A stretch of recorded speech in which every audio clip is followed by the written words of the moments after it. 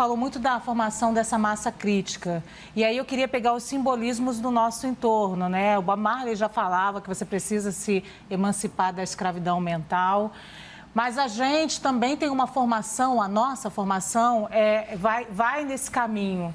E aí eu queria que você me apontasse soluções. E aí eu conto uma história. Minha avó era doméstica. E aí, minha avó sempre me levava para o trabalho, mais para brincar com um amiguinho dela lá, ela fazia trabalhos domésticos, e aí para brincar com o filho da patroa e para acalmar, para ela fazer os trabalhos dela. E aí ela ia, 3 horas da manhã, 4 horas da manhã que a gente saía de casa, ela já ia me dizendo no escuro, olha, chega lá, você não aceita a comida que a patroa vai dar. Ela vai dizer, mesmo que você esteja com fome, olha, você não sobe no sofá, ele vai subir, mas você não sobe no sofá. Olha, ele vai correr, mas você não corre. Se você quiser alguma coisa da geladeira, você não pega. Mesmo que ela te ofereça, você diz que não. Então, é toda uma formação de subserviência ao longo da vida. Como a gente se livra disso? Como a gente se emancipa disso? Vou responder a sua pergunta rapidamente, mas de duas maneiras.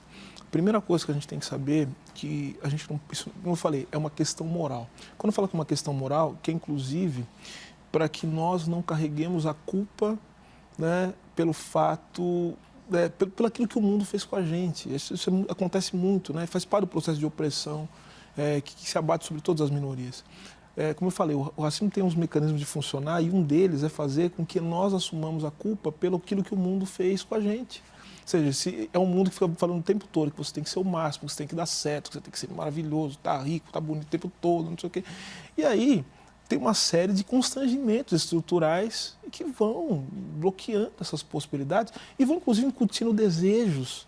E são desejos que uma hora a gente tem que perguntar, será que é isso mesmo que eu desejo, né? E o mundo impossibilita a gente de fazer essa pergunta, né? Ou seja, a felicidade ela é bloqueada, né? Enquanto possibilidade emancipatória, que é a sua questão. Então, veja, faz parte do processo do ser negro você ser moldado, né?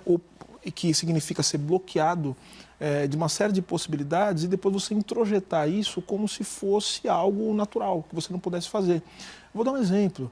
Eu sou um homem, né? Eu sou, enfim, eu sou professor, eu sou advogado, eu sou empresário, enfim, sou advocacia. E eu até hoje, eu nunca saí de casa, daqui assim na esquina, na porta do prédio, sem o meu RG. Uma coisa que eu aprendi com meu pai. E depois meu pai me falou, muito evidentemente, falou assim, as pessoas precisam saber que você... eu saí com o RG e saía com a carteira de trabalho. E seu pai, que também sofreu racismo, né? Muito rapidamente. Aí que está, né? Foi a resposta que eu dei para ela. Dificilmente um negro não tenha sofrido. Tem que ser uma situação limite, mas assim, as próprias condições que esse país nos impõe, né, faz com que nós sejamos todos resultantes desses lugares, né? Então a grande pergunta é assim, onde muitos de nós estaríamos, né? Por isso que eu tenho falado muito do afrofuturismo, né? Que é você imaginar um mundo sem o racismo, né? Onde nós estaríamos não fosse o racismo? Todos nós, né? Sem exceção, né? Mas para isso o que tem que mudar? Agora, eu falei, então veja, essas possibilidades me moldaram. Eu quando eu estou andando de carro, eu na hora vejo polícia, eu acendo a luz interna do carro. É uma coisa que a gente vai aprendendo sobre estratégia de sobrevivência. Eu falei para o Mano Brown outro dia. Eu falei, o Mano Brown, os Racionais me ensinaram a sobreviver. Eu vi. Sim, porque a gente vai entendendo. Você tem que fazer certas coisas. Se eu fizer isso, eu sei que eu vou morrer. Eu nunca, Luciano, você tem uma ideia? Você falou da sua avó, né? Eu nunca fui num bar na porta da faculdade, a não ser depois de formado e com o professor junto. Porque eu sabia o que podia acontecer. Eu não podia fazer as coisas que os meus colegas faziam.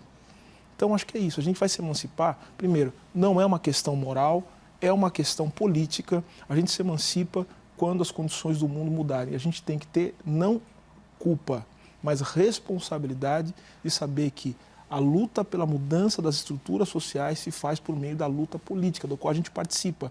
E que a gente não sabe qual vai ser o resultado. Pode ser que a gente esteja lutando agora para que quem vier no futuro possa viver um mundo melhor que a gente vive.